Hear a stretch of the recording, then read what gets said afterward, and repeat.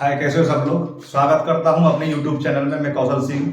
तो जैसा कि हम पढ़ रहे हैं आईपीसी में जो धाराएं चल रही हैं हमारी, वो कंटिन्यू चल रही हैं। तो आज हम कुछ हटके बताएंगे इसके बारे में। और हटके क्या बताएंगे आपको, 156(3) के बारे में आपने बहुत सुना होगा कि 156(3) डलती है। तो ये 156(3) क्यों डाली जाती है और कैसे डाली जाती है, कब डाली जाती है और इसका काम क्या है। 156(3) डालने की वजह क्या है, क्यों आवश्यकता पड़ती है कि हमें 156(3) डालनी पड़ती है न्यायालय में, जो कि एक वकील के द्वारा, अधिवक्ता के द्वारा जो डाली जाती है। जो पीड़ित होता है, पीड़ित पक्ष होता है, जो वो डालता है 56(3) अधिवक्ता के द्वारा। तो 156(3) क्यों डालते हैं और इसका कार्य क्या है और 156(3) डालने से क्या होता है, तो आज हम इसी के बारे में पढ़ेंगे।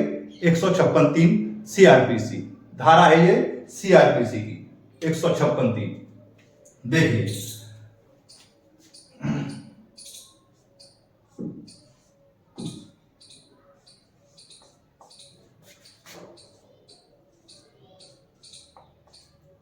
एक 156(3) सीआरपीसी, ये आईपीसी की धारा नहीं है, ये सीआरपीसी की धारा है 156(3).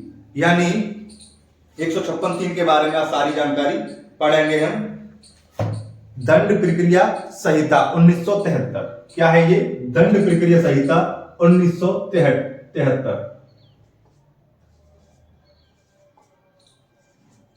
1973।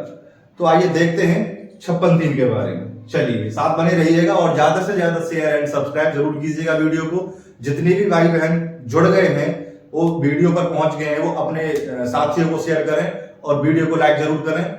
चलो आइए देखिए 156(3). देखिए 156(3) जो है, क्या होता है कि मान लीजिए फॉर एग्जाम्पल मान लीजिए आप का नाम का व्यक्ति जो है, का नाम का व्यक्ति जो है, खा नाम के व्यक्ति से लड़ाई कर बैठता है, या इन दोनों के बीच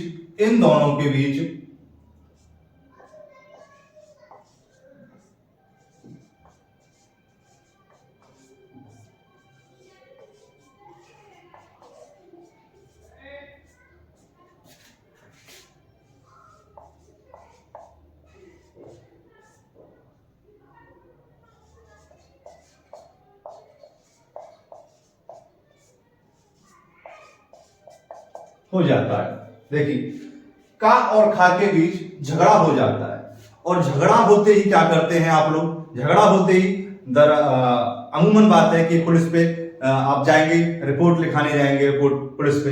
तो इन दोनों के बीच क्या हुआ, का और खा के बीच झगड़ा हो गया। अब का जो क्या करता है, का एक प्रार्थना पत्र लिखता है।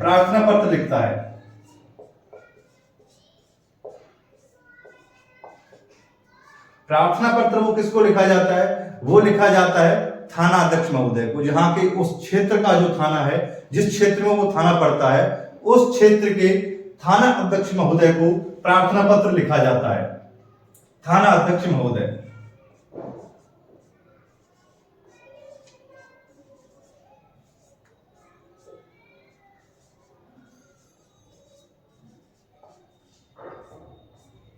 देखिए, थाना अध्यक्ष महोदय को यह प्रार्थना पत्र जो है लिखा जाता है। उसके बाद क्या होता है, इसे तहरीर नाम से भी जाना जाता है। क्या कहते हैं इसे? इसका एक नाम और है तहरीर नाम से भी इसे जाना जाता है। देखिए, तहरीर नाम से भी इसे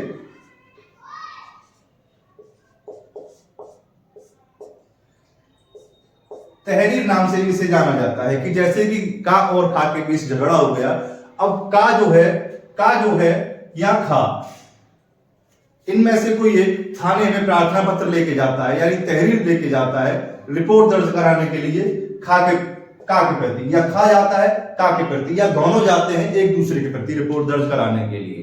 ठीक है। तो एक थाना अध्यक्ष को जो प्रार्थना पत्र लिखा जाता है, जो तहरीर लिखी जाती है, वो थाना अध्यक्ष महोदय के लिए लिखी जाती है कि साहब इससे मेरा इस बात को लेकर झगड़ा हो गया। जिस किसी भी बात को लेकर उसका झगड़ा होता है, या कोई भी बात हुई, उस बात को लेकर अगर उसका झगड़ा हो जाता है, वो बात तहरीर के अंदर लिखी जाती है। जो प्रार्थना पत्र होता है, उस प्रार्थना पत्र के अंदर वो सारी बात लिखी जाती है कि क्या बात था, क्या बात विवाद हुई, जो इसके साथ मेरा झगड़ा हुआ और फिर बात कहां तक आ पहुंची। तो कंट्रोल में करने के लिए पुलिस में रिपोर्ट की जाती है। ठीक है, या तो ये खा दे सकता है खा के खिलाफ, या खा दे सकता है खा के खिलाफ, या फिर एक दूसरे के खिलाफ दोनों दे सकते हैं। या यही नहीं है कि एक ही व्यक्ति का देने का ये अधिकार हो। ठीक है, अब ये बात आ गई थाना अध्यक्ष महोदय तक पहुंच गई। थाना अध्यक्ष महोदय तक पहुंच गई। थाना अध्यक्ष महोदय तक पहुंचने के बाद बहुत से केसों में क्या होता है कि एफआईआर जो है, एफआईआर प्रथम सूचना रिपोर्ट, जो कि एफआईआर है, देखिए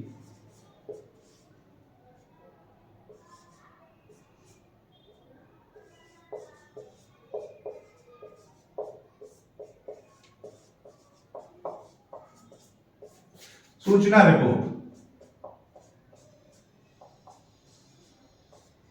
FIR, first information report, English में जो कहते हैं फर्स्ट इंफॉर्मेशन रिपोर्ट, यानी पहली जो सूचना दी जाती है पुलिस को किसी उपद्रव के बारे में, उसे कहते हैं फर्स्ट इंफॉर्मेशन रिपोर्ट, एफआईआर, यानी प्रथम सूचना रिपोर्ट, जो कि थाने में दी जाती है तहरीर द्वारा। तहरीर द्वारा एफआईआर दर्ज कराने के लिए थाने में दिया जाता है प्रार्थना पत्र। प्रार्थना पत्र देने के बाद क्या होता है, थाने में केस दर्ज होता है, जो कि प्रथम सूचना रिपोर्ट के द्वारा वो होता है, यानी एफआईआर, जो कहते हैं कि एफआईआर हो गई, तो वो तहरीर देने के बाद ही एफआईआर की प्रक्रिया आती है। पहला काम आपका ये है। दूसरा काम ये होता है प्रथम सूचना रिपोर्ट, एफआईआर दर्ज हो गई। अब एफआईआर दर्ज होने के बाद क्या होता है, वो कोर्ट में आ जाती है। क्या होता है,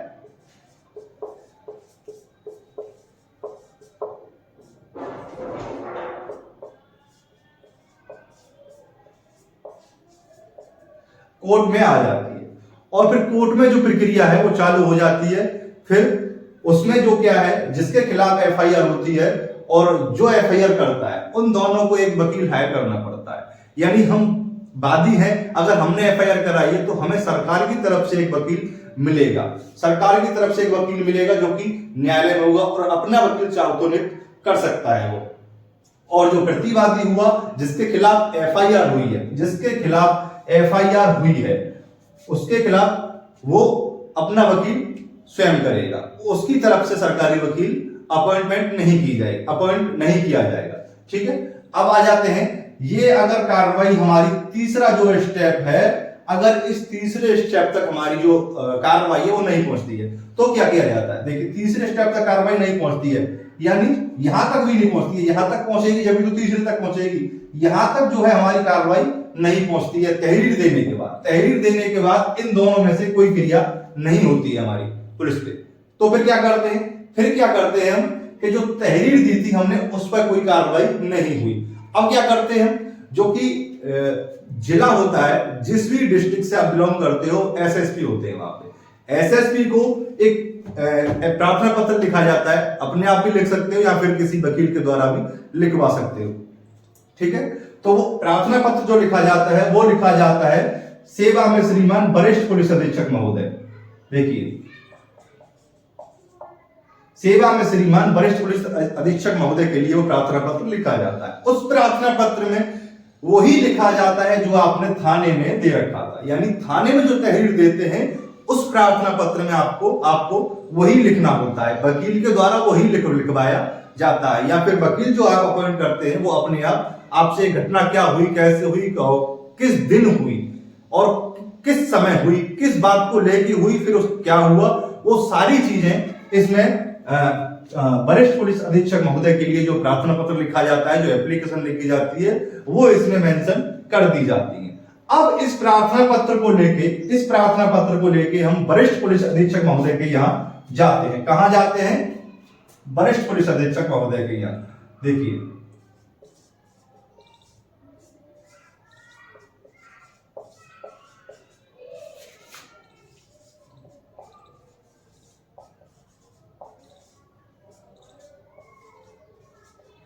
ज्यादा से ज्यादा शेयर एंड सब्सक्राइब जरूर कीजिएगा भाई। बस इतनी सी रिक्वेस्ट है आपसे, शेयर कीजिएगा और सब्सक्राइब कीजिएगा ज्यादा से ज्यादा शेयर। तो ये वरिष्ठ पुलिस अधीक्षक महोदय के लिए एप्लीकेशन लिखी जाती है, जैसे कि एसएसपी के द्वारा। क्या कहते हैं इसे शॉर्ट में? एसएसपी को। एसएसपी को जो कि थाना अध्यक्ष, वो सॉरी, जो जिले का जो है मालिक होता है, कप्तान होता है, एसएसपी। एसएसपी के लिए ये एप्लीकेशन लिखी जाती है। फिर ये एप्लीकेशन लेके हम एसएसपी के पास जाते हैं और एसएसपी इस पे थाने के लिए सूचित करता है कि आपके यहाँ, आपके क्षेत्र में ये कार्य हुआ है, आपने इस पे कार्रवाई क्यों नहीं की, आपने इस पे कार्रवाई क्यों नहीं की। तो थाने वाले अगर कार्रवाई करनी होती तो इसी पे कर देते, वो जो थाना अध्यक्ष महोदय के लिए जो सूचना गई थी, अगर उन्हें कार्रवाई करनी होती तो इसी पे कर देते, लेकिन उन्होंने कार्रवाई नहीं की। तो ये एसएसपी महोदय जो उन्हें उनसे पूछते हैं कि इस पे कार्रवाई आपने क्यों नहीं की, इस सूचना रिपोर्ट पे। फिर क्या होता है, ये जो पत्र, जो आप एप्लीकेशन जो एसएसपी को देके आते हो, वो एसएसपी की एक जो कॉपी उसकी एप्लीकेशन की थाना अध्यक्ष महोदय को जाती है। जिस किसी भी थाना क्षेत्र से आप संबंधित हो, उस थाना अध्यक्ष महोदय को जाती है। थाना अध्यक्ष महोदय के पास कॉपी जाने के बाद, थाना अध्यक्ष महोदय के पास कॉपी जाने के बाद क्या होता है, यहां थाना अध्यक्ष महोदय को यह कॉपी चली गई हमारी एसएसपी महोदय के पास से, अध्यक्ष थाना अध्यक्ष महोदय। अब थाना अध्यक्ष महोदय के पास ये एसएसपी के पास से ये कॉपी थाना अध्यक्ष महोदय के पास चली जाती है। अब थाना अध्यक्ष महोदय के पास से क्या होता है, जो भी प्रार्थी है, जो भी एप्लीकेशन करता है, उसके पास यहां थाने से कॉल जाती है, फोन जाता है। ये फोन जाता है जो नंबर आप मेंशन करके आए हो, फोन नंबर जो मेंशन करके आए हो एप्लीकेशन में, नंबर देना अति आवश्यक तो होता है। यहां पे प्रार्थी का, कि जिससे पुलिस सूचित कर सके आपको। तो इस फोन पर फिर सूचना दी जाती है आपको कि आप कि क्या परेशानी है, क्या हुआ आपको, आपका प्रार्थना पत्र हमारे पास आया, आप हमें आके थाने में बताएं।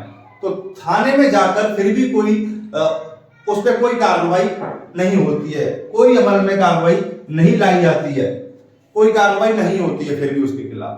अब क्या होता है कि जो ये यहां गई थी और एक कॉपी हम इस क्या करते हैं, वरिष्ठ पुलिस अधीक्षक महोदय के यहां प्रार्थी खुद दे के आता है।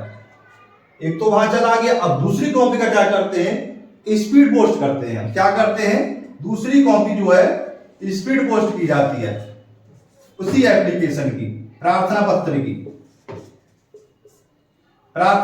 की एक कॉपी स्पीड पोस्ट की जाती है। और जो उसकी रसीद जो मिलती है आपको, उसकी जो रसीद मिलती है आपको, उससे आपको संभाल कर रखना होता है, उससे आपको संभाल कर रखना होता है।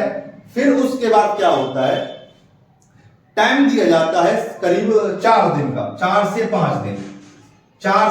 5 दिन का समय दिया जाता है स्पीड पोस्ट करने के बाद। स्पीड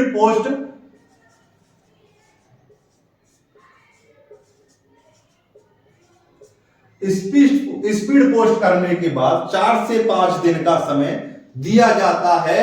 किसके लिए? 156(3) दायर करने के लिए।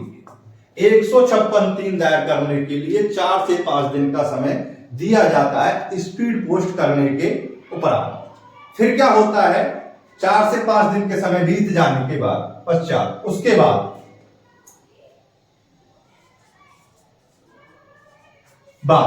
उसके बाद क्या होता है, जो वकील हमने अपॉइंट किए होते हैं, जो कि हमें प्रार्थना पत्र वरिष्ठ पुलिस अधीक्षक को दिया था और जो एप्लीकेशन उन्होंने बनाई थी, हमने वकील अपॉइंट किए थे, वही वकील साहब क्या करते हैं, 4-5 दिन बाद उसको 56(3) में कन्वर्ट कर देते हैं। जो प्रार्थना पत्र होता है उसको 56(3) में बदला जाता है। किसमें?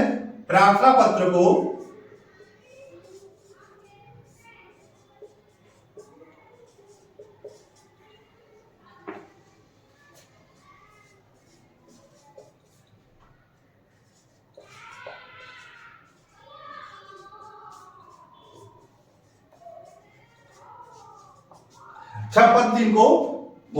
प्रार्थना पत्र को 56(3) में बदला जाता है, जो कि एक दावा होता है। क्या होता है? 56(3) का एक दावा होता है, जो कि 56(3) को एप्लीकेशन को प्रार्थना पत्र में बदला जाता है। अब क्या होता है, अब जो 56(3) के बदले में जो प्रार्थना पत्र जो है हमने बदला, अब क्या होता है कि न्यायालय में जिस भी संबंधित थाना हो, जिस भी संबंधित थाने के न्यायालय में वो ऑफिस में, वो जिस थाने में वो ऑफिस है, यानी उस थाने की कौन सी ऑफिस है, जहां आप रहते हो उस थाने की कौन सी ऑफिस है। मान लीजिए देखिए, ये ऊपर का मैं रफ करता हूं,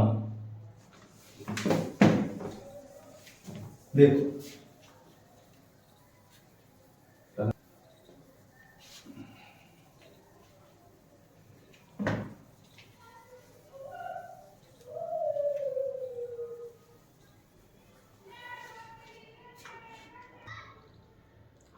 अब क्या होता है कि जो एप्लीकेशन थी वो 56(3) में परिवर्तन कर दिया गया, बदल दिया गया उस 56(3) में। 56(3) का क्या बन गया, वो एक दावा बन गया। अब उस दावे की कॉपी क्या है, उस न्यायालय में डाली जाती है जिस भी थाना क्षेत्र के अंतर्गत वो न्यायालय आता है। मान लीजिए कि ये कोतवाली है, कोतवाली हर डिस्ट्रिक्ट में होती है। अब ये कोतवाली है, कोतवाली की जो ऑफिस है वो आती है, जो कोतवाली का जो 56(3) हमें जो दावा डालना है, कोतवाली थाने का जो 56(3) दावा डालना है, मान लीजिए सपोज कीजिए वो आता है जेएम कोर्ट में, किसी में जो जेएम 5 में आता है, ये मान के चलिए आप जेएम 5 में आता है। अब जेएम 5 की ऑफिस में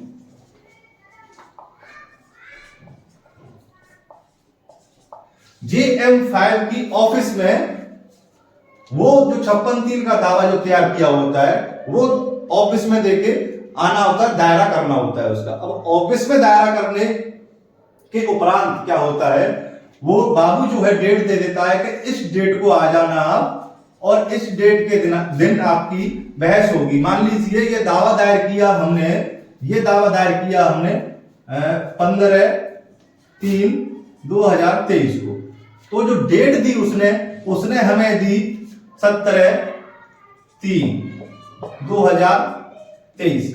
अब ये 2 दिन का गैप क्यों दिया, 2 दिन का गैप इसलिए दिया क्योंकि जो यहां जो 56(3) जो दायर की जा रही है न्यायालय से जो कॉपी जाती है थाने के लिए जाती है, उससे थाने से ये पूछा जाता है कि जो इस संबंधित जो केस आया, जो हमारे पास जो एप्लीकेशन आई है, इससे संबंधित आपके थाने में कोई मुकदमा दर्ज तो नहीं है पहले से ही।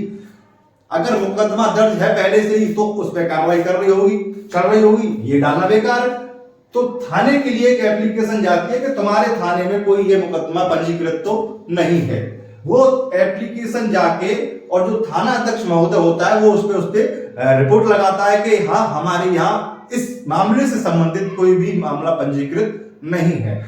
अब वो इस डेट को न्यायालय के समक्ष पेश कर दिया जाता है, यानी जज के समक्ष 17 को।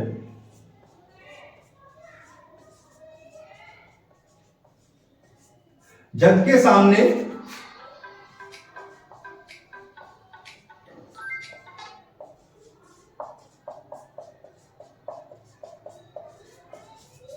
पेश किया जाता है 17/3/2023 को। अब 17/3/2023 को जो जज के सामने जो पेश किया जाता है, अब उसमें अधिवक्ता महोदय जो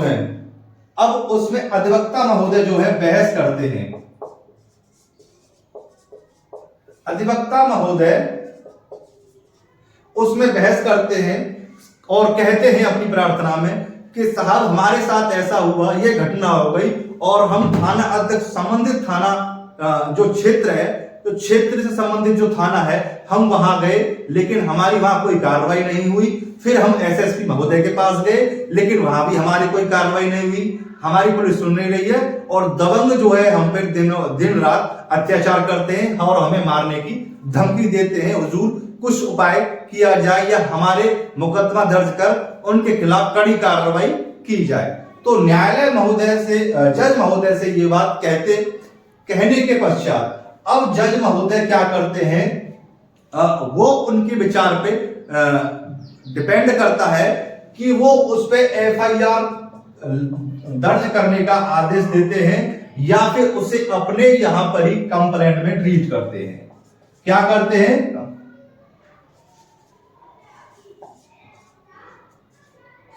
कंप्लेंट में देखते हैं या फिर अपने यहां पर ही कंप्लेंट में उसे दर्ज करते हैं। ठीक है, एफआईआर यानी एफआईआर के लिए उसे आदेश दे देते हैं। किसको? थाना अध्यक्ष महोदय को, जो भी संबंधित थाना क्षेत्र है, कि ये जो हमारे यहाँ पे जो एप्लीकेशन आई है, ये घटना हुई है और तुरंत इस पे कार्रवाई कर इन अभियुक्तों के खिलाफ एफआईआर दर्ज कर मुकदमा दर्ज कर एफआईआर की जाएगी। ठीक है, तो 156(3) का मतलब ये होता है कि पुलिस अगर हमारी एफआईआर दर्ज नहीं करती है, हमारी सूचना जो हम लेके गए उस पर कोई कार्रवाई नहीं करती है और हमारी कोई नहीं सुनता है, यानी पुलिस वाले हमारी नहीं सुनते हैं, तो 156(3) द्वारा हम न्यायालय में ये दावा दायर करके और पुलिस को ये न्यायालय से आदेश आता है कि इन अभियुक्तों के खिलाफ एफआईआर दर्ज की जाए और मुकदमा चलाया जाए। तो 156(3) डालने का यह तात्पर्य होता है। तो आप पूरी तरह समझ गए होंगे 156(3) का मतलब क्या है। तो ज्यादा से ज्यादा शेयर एंड सब्सक्राइब जरूर कीजिएगा और कोई बात अगर पूछ रही हो तो कमेंट बॉक्स में हमें जरूर पूछिएगा। धन्यवाद।